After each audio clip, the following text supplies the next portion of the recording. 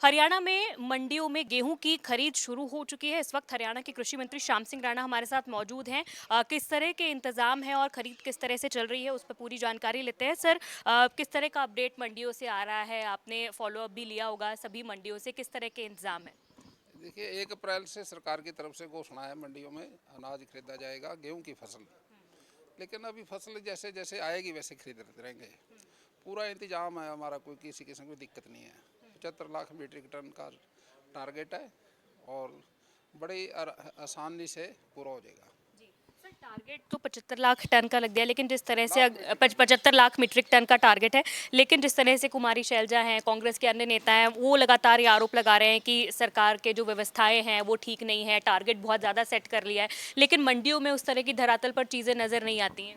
नहीं, पूरा पूरा इंतजाम है, कोई दिक्कत नहीं है क्या ऐसा। क्या खास इंतजाम है सर मंडियों में किसानों की? इसमें बारदाने का इंतजाम होता है और उसके बाद फिर गोडाउन में उठा के ले जाने का इंतजाम होता है। और क्या इंतजाम है? सर, जहाँ तक उठान की बात है, कई जगह से चरखी दादरी से, पलवल से ये भी खबरें आ रही थी कि सरसों का जो उठान है वो भी अभी तक पूरी तरह से नहीं हुआ है। तो अगर जब तक सरसों का पूरा उठान नहीं होता है और गेहूं की फसल की भी आवक अगर उस समय तक शुरू हो गई तो कहीं ना कहीं मुश्किलें हो सकती हैं। तो इस तरह की स्थिति के कोई निर्देश? नहीं नहीं, सभी कोई दिक्कत नहीं आने देंगे। सरसों का भी उठान ठीक ढंग से हो जाएगा और गेहूं में कोई दिक्कत नहीं आएगी। जी। सही, अगर बात करें, एक वक्फ बोर्ड जो है बिल है वो पास हुआ है, उससे क्या पास हो गया सर, क्या कहेंगे उसको लेकर? देखिए, बिल पेश हुआ कल 12 बजे और रात के 12:30 बजे पेश हुआ। 12 घंटे बड़ी बहस हुई पक्ष विपक्ष की, और अच्छे बहुमत से पास हो। इसमें मुसलमानों को फायदा होगा, कोई नुकसान नहीं होगा।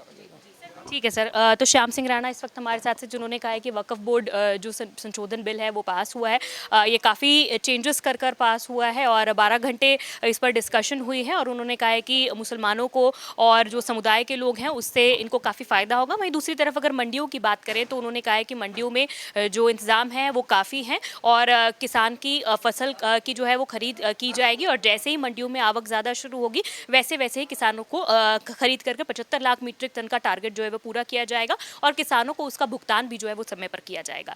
कैमरा पर्सन जतिन के साथ साक्षी शर्मा, इंडिया न्यूज़ हरियाणा, चंडीगढ़।